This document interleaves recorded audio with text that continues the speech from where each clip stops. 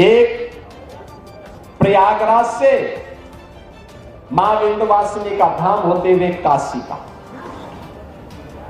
जैसे प्रयागराज में 13 जनवरी से 26 जनवरी तक पूरा समागम था, करोड़ों की संख्या में, कोई दिन ऐसा नहीं था जिस दिन मिनिमम 1.5 करोड़ श्रद्धालु न रहे हो, और ये संख्या 10 करोड़ तक पहुंची थी।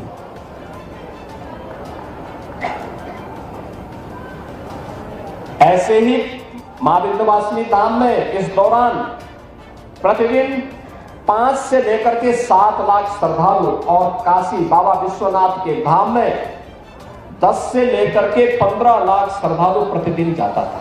एक सर्किट यह बना, एक सर्किट बना अयोध्या धाम और गोरखपुर का।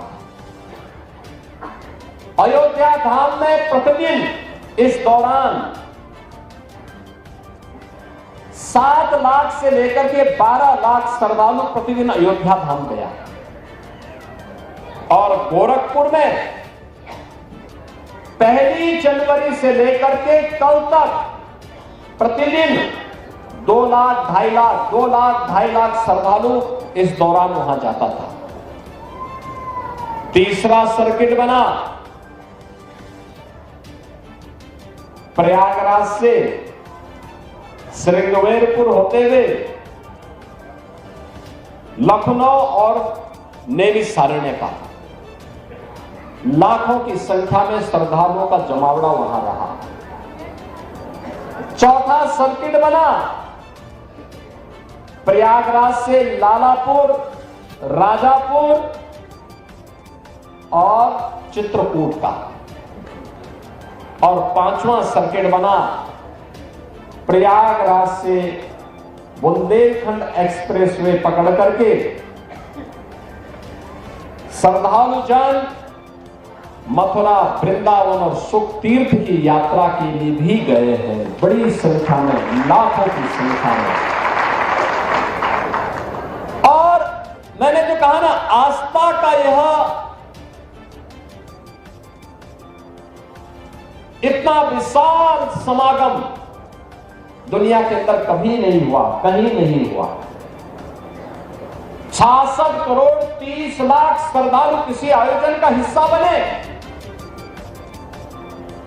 कोई अपहरण की घटना नहीं, कोई लूट की घटना नहीं, कोई छेड़छाड़ की घटना नहीं, कोई दुष्कर्म की घटना नहीं, कोई भी ऐसी घटना नहीं जिस घटना के बारे में कोई ये कह सके। विरोधी को भी ढूंढे ढूंढे दूरबीन लगा करके भी और माइक्रोस्कोप लगा करके भी वे इस प्रकार की घटनाओं को उजागर नहीं कर पा रहे। दुष्प्रचार का कोई मौका विरोधियों ने चूका नहीं। जिनको ये आस्था का महासभा समागम अच्छा नहीं लग रहा था, उन्होंने कोई मौका नहीं छोड़ा। मौनी अमावस्या के दिन 8 करोड़ श्रद्धालु यहां पर था। हमारी प्राथमिकता थी कि श्रद्धालु जनों को सुरक्षित स्नान करा करके उनके गंतव्य की ओर प्रस्थान करवाया जाए। क्या संगम पे, क्या ऐरावत घाट पर, क्या गंगा जी के किसी भी घाट पर, क्या रेलवे स्टेशन पर, क्या बस स्टेशन पर, क्या अगल बगल के जनपदों में इतना बड़ा समागम प्रयागराज आने की ने तत्पर दिखाई दे रहा था। लेकिन विरोधी और विपक्षी लगातार दुष्प्रचार कर रहे थे, बदनाम कर रहे थे, अपमानित करने की भाषा का उपयोग कर रहे थे। कोई काहिरा की घटना का दृश्य दिखा करके प्रयागराज को बदनाम करता था। प्रयागराज में मौनी अमावस्या के दिन 28 और 29 की रात्रि को दुखद घटना घटी थी। उन सभी परिवारजनों के प्रति हमारी संवेदना है। लेकिन बहनों और भाइयों, उसकी आड़ में काहिरा की घटना को, काठमांडू की घटना को, किसी अन्य जगह की घटना को प्रयागराज से जोड़ करके बदनाम करने की साजिशें हो रही थी। मुझे लगता है कि जनता जनार्दन ने एक सिरे से उन्हें खारिज करके प्रयागराज महाकुंभ में आकर के साबित किया कि नहीं, तुम्हारे दुष्प्रचार में अब नहीं आएंगे, सनातन का ध्वजा अब कभी झुकने वाली नहीं है। और जो भी प्रयागराज आया उसने दो बातों की चर्चा जरूर की, जिसका उल्लेख आदरणीय प्रधानमंत्री जी ने अभी हाल ही में मध्य प्रदेश में अपने उद्बोधन में कहा। उन्होंने कहा था जो भी प्रयागराज आया उसने स्वच्छता की और स्वच्छता कर्मियों की सराहना की, और जो भी प्रयागराज आया वह प्रयागराज में पुलिस के व्यवहार की तारीफ की है, उसकी सराहना की है।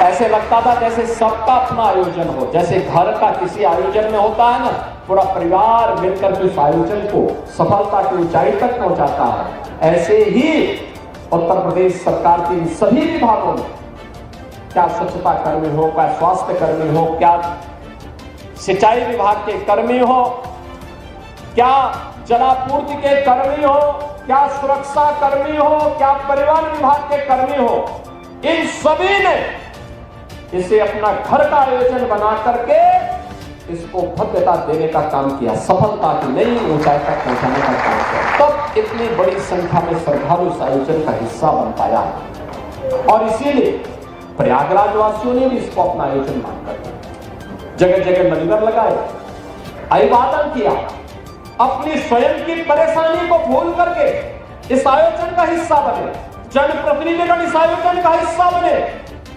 और आज तक आर्थिकी का एक नया संदेश महाकुंभ प्रयागराज ने दे दिया कि नहीं, आस्था है जिसके बारे में भगवान वेदव्यास ने 5000 साल पहले कहा था। उन्होंने कहा था उस समय भगवान वेदव्यास 5000 साल पहले एक ऐसे महर्षि हुए थे, त्रिकालदर्शी ऋषि हुए थे, जिन्होंने भारत के वैदिक ज्ञान की परंपरा को लिपिबद्ध करके आने वाली पीढ़ी को दिया था, एक संहिताबद्ध करने का काम किया था। भारत के अंदर वेदों को संहिताबद्ध करने का कार्य रहा हो, पुराणों को लिखने की शैली वर्तमान पीढ़ी को देने के लिए इसकी शुरुआत भगवान वेदव्यास ने की। तो उन्होंने एक बात कही थी 5000 साल पहले, उन्होंने कही थी कि मैं बाहें उठा करके चिल्ला चिल्ला के कह रहा हूं कि धर्म के मार्ग पर चलो, धर्म से ही अर्थ और कामनाओं की पूर्ति हो सकती है। और प्रयागराज महाकुंभ ने भगवान वेदव्यास की इस वाणी को सत्य साबित किया। लाखों रोजगार मिले। उत्तर प्रदेश की अर्थव्यवस्था में एक नया आयाम छूने के लिए उतावला दिखाई दे रहा है। कौन नहीं आया, किसने नहीं किया? शिवालिक पार्क नगर निगम ने बनाया, जितना इन्वेस्ट किया था उससे कई गुना उसने मुनाफा कमा लिया। ऐसे ही अन्य तमाम स्थानों पर ये चीजें हमें देखने को मिली। और मुझे तो सबसे अच्छा ये लगा कि जब खन्ना जी 80 साल की उम्र में अपने को कहने लगे कि अब मैं तो 60 साल का हो गया, यानी अपनी उम्र को उन्होंने 20 वर्ष कम करके दिखाया है कि अगले कुंभ में भी वह आपके साथ यहाँ पे कुंभ में हिस्सेदारी बनने के लिए पूरी तत्परता के साथ काम करना चाहते हैं। बहनों और भाइयों, आज जब यहाँ पर इस कार्यक्रम का हिस्सा बन रहे हैं, मैं आप सबसे कुछ बातें कहना चाहूंगा, और वह यह कि आयोजन, घर का आयोजन हमारा संपन्न हुआ, ये बड़ा आयोजन संपन्न हुआ। अब इस स्वच्छता को नए सिरे से प्रस्तुत करना, 66.5 करोड़ श्रद्धालु जहां आए हो, अभी भी आ रहे हैं, आज भी काफी बड़ी संख्या में लोग हैं। स्वच्छता का विशेष अभियान चला, और मैं कहूंगा आज हमने शुरुआत की है, और मैं चाहूंगा सभी माननीय जनप्रतिनिधिगण, प्रशासनिक अधिकारीगण, मेला प्राधिकरण, पुलिस अधिकारीगण, सभी लोग इस अभियान के साथ जुटे। एक एक चीज को साफ करना, मां गंगा के प्रति हमारी कृतज्ञता ज्ञापित होनी चाहिए।